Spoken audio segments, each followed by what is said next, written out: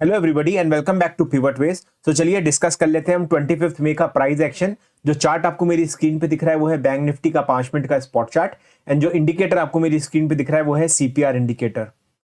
मुझको काफी रिक्वेस्ट आ रही है ये पर्टिकुलर इंडिकेटर को पब्लिक करने के लिए, वो मैं जनरली कर दूंगा एंड आपको इस वीडियो में मैं अपडेट दे दूंगा ताकि आप भी ये सेम इंडिकेटर अपने चार्ट पे प्लॉट करना स्टार्ट कर दें। जैसे आपको अभी मेरा चार्ट दिखता है राइट, एकदम क्लीन, सिर्फ प्राइस एक्शन के बेसिस पे ही ट्रेड होती है एंड मेरे पास कुछ लेवल्स होते हैं जहां पे मैं प्राइस का नेविगेशन पढ़ता हूं एंड अकॉर्डिंगली ट्रेड लेता हूं। सो स्टार्ट कर लेते हैं हम अपने प्री मार्केट एनालिसिस पॉइंट से, जो कि आपके पास 9-10 के अराउंड रेडी हो जाने चाहिए। एंड आज आपको उसका रीजन भी समझ में आ गया होगा क्योंकि आज हमारे पास जो एचजीएक्स था राइट, वो पॉजिटिव दिखा रहा था +48 पॉइंट एंड जो हमें एक्चुअल ओपनिंग मिली थी वो हमें गैप डाउन ओपनिंग मिल रही थी outside the previous day range. Since मैंने कल प्री मार्केट का वीडियो नहीं बनाया तो मैंने ये सोचा था कि मैं आज आप लोग के लिए टेलीग्राम पे अपडेट कर दूंगा। तो जो मैंने अपडेट किया था वो मैंने गैप अप के बेसिस पे एनालिसिस अपडेट कर दी थी, उसका कुछ मतलब भी नहीं था एंड आपको प्रॉपर ट्रेड प्लान 9-10 के बाद ही फ्रेम करने थे। तो अकॉर्डिंगली मैंने अपने ट्रेड प्लान्स रीफ्रेम कर लिए थे एंड आई होप आपने भी वैसे ही किया होगा। तो जैसे कि आपको पता है राइट, प्री मार्केट में हम सबसे ज्यादा एम्फेसिस अपने प्रीवियस डे को देते हैं। सो हमारा प्रीवियस डे एक स्ट्रॉन्ग बियरिश डे था। मॉर्निंग में हमें एक बुलिशनेस दिखी थी जो कि कंप्लीटली एब्जॉर्ब हो गई थी एंड हमें एक मिला था बियरिश ट्रेंडिंग डे। हमारा एचजीएक्स पॉजिटिव था एंड हमें ओपनिंग नेगेटिव मिल रही थी। तो ये जोन्स में आपको हमेशा केयरफुल रहना होता है ना, प्राइस एक्शन ऑब्जर्व करना होता है। सिंस मेरा रूटीन आप जानते हैं राइट, पहले 15 मिनट में ट्रेड नहीं लेता हूं, सो बाय डिफॉल्ट ये चीज मेरी ट्रेडिंग स्टाइल में इनकॉर्पोरेटेड रहती है। और जो हमें ओपनिंग मिल रही थी वो हमें outside the previous day range मिल रही थी and very close to PDL level. ये जो ब्लैक लाइन दिख रही है आपको, ये है पीडीएल। तो इन पॉइंट्स के हिसाब से मेरा ट्रेड प्लान क्या था? मेरा ट्रेड प्लान ये था कि अगर ओपन होते ही ऊपर की तरफ प्राइस भागता है राइट, तब हमारे पास मल्टीपल रेजिस्टेंस है ऊपर की तरफ, तब मैं एक शॉर्टिंग अपॉर्चुनिटी देखूंगा। अगर वो सीधा नीचे भागता हुआ दिखता है राइट, तो 43,500 के अराउंड राइट हमारे पास सपोर्ट जोन है। तो हमें वहां पे उसका प्राइस एक्शन ऑब्जर्व करना है कि किस तरीके से बनता है। तो ये पर्टिकुलर लेवल ब्रेक करना है तो उसको लोअर लोज बना के आना पड़ेगा। थर्ड प्लान था वो ये था कि अगर प्राइस अपने आप को यहाँ पे होल्ड कर लेता है राइट, तो जो मेरे पास सपोर्ट जोन्स हैं राइट, वो स्ट्रॉन्गर होना स्टार्ट कर जाएंगे एंड तब मुझे एक लॉन्ग अपॉर्चुनिटी देखनी पड़ेगी। एंड जो भी हम ये ट्रेड प्लान बनाते हैं राइट, ये इनिशियल ट्रेड प्लान होते हैं जब हमारे पास कोई प्राइस एक्शन भी नहीं होता है। तो जब लाइव मार्केट में राइट आपको प्राइस एक्शन ऑब्जर्व करना है, अगर अलाइन कर रहा है आपके पर्टिकुलर ट्रेड प्लान से तो आपको वो ट्रेड करना है, नहीं तो आप ट्रेड प्लान चेंज कर सकते हो रन टाइम पे। तो हम लोग देख लेते हैं पहले 15 मिनट का प्राइस एक्शन। तो जैसे कि आपको यहाँ पे दिख रहा है राइट, जो मेरी फर्स्ट कैंडल थी राइट, उसकी रेंज थर्ड कैंडल ने ब्रेक कर दी एंड यहां से हमारे सेंटिमेंट बियरिश एस्टैब्लिश हो चुके थे। बट सिंस ये कैंडल की लेंथ बहुत बड़ी थी राइट, तो आप यहाँ पे ट्रेड नहीं प्लान कर सकते हो एंड वो डायरेक्टली हमारे पास जो सपोर्ट जोन है राइट, S1 पिवट, वहीं पे एग्जॉस्ट हो चुकी थी।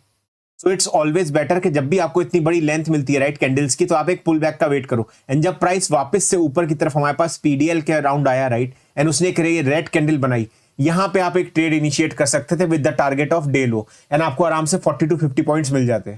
अगर आपने आज ये पहले 15 मिनट ऑब्जर्व किया राइट एंड रूल्स के हिसाब से आपने ट्रेड किया, तो डेफिनेटली आपने आज कम से कम ये ट्रेड तो ली ही होगी।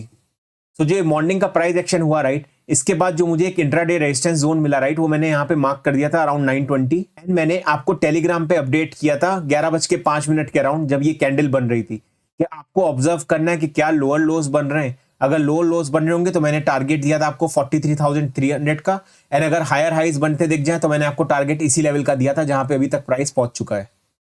बट सिंस हम डे ट्रेडर है राइट, चीजें इतनी इजी हमारे लिए होती नहीं है, इसलिए आज का दिन भी बहुत ट्रिकी था। बट अगर आपने प्रॉपर रूल्स फॉलो किए हैं राइट, तो इस तरीके के प्राइस एक्शन डेफिनेटली हैंडल कर लिया होगा। तो हम बात कर लेते हैं कि कैसे हमने थोड़ा सा डायग्नोज कर लिया था कि आज के दिन हमारे सेंटिमेंट्स रिवर्स होने लग गए। अगर आप मेरी स्क्रीन देखेंगे राइट, ये है मेरे पास एक लोअर लो एंड ये थर्ड लोअर लो, ये बना है मेरे around previous week low level पे। ये जो ग्रीन लाइन आपको दिख रही है राइट, ये वो है।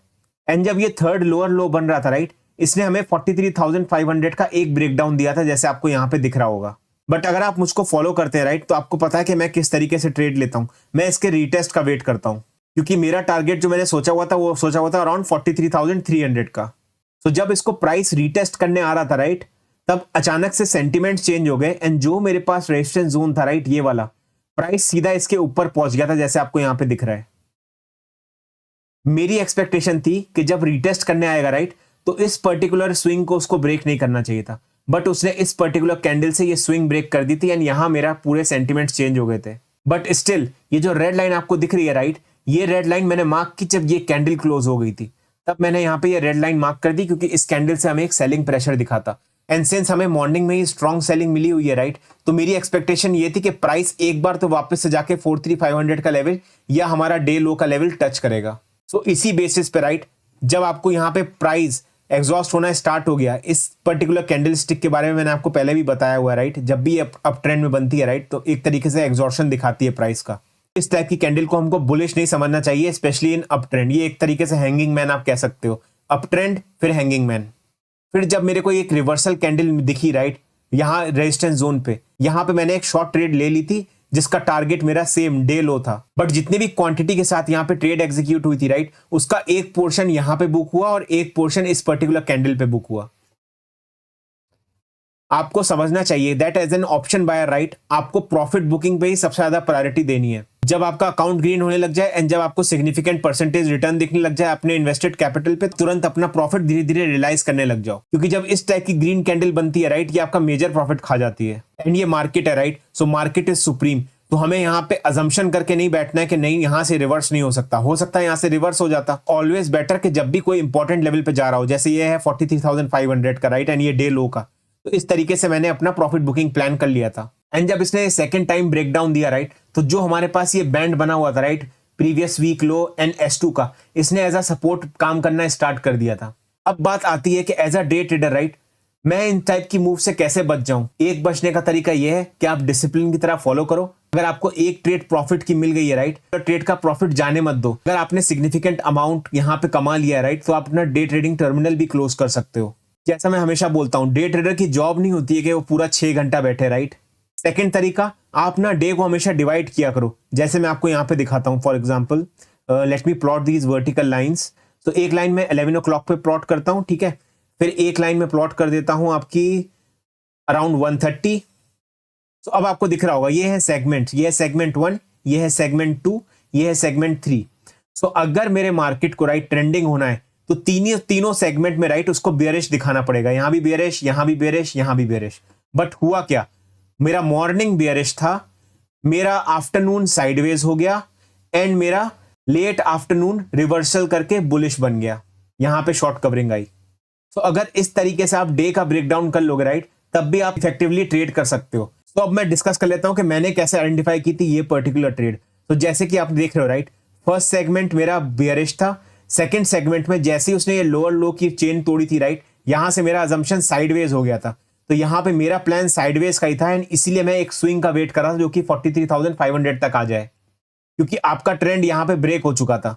एंड इसके बाद मैं इस पर्टिकुलर जोन में बैठा नहीं था। तो ये जो एग्जैक्टली आप मूव देख रहे हो राइट, ये मैंने कैप्चर किया ही नहीं था। जब मेरा ओवरऑल बायस बेयरिश है राइट, मतलब ये दिन शुरू होने से पहले ही मैं बेयरिश था, तो मैं बिल्कुल भी कंफर्टेबल नहीं था आज के दिन स्पेशली लॉन्ग जाने के लिए। जो मेरा सेंटीमेंट था राइट, उसके हिसाब से 2 छोटी ट्रेड एग्जीक्यूट की, एंड दैट वाज फाइन।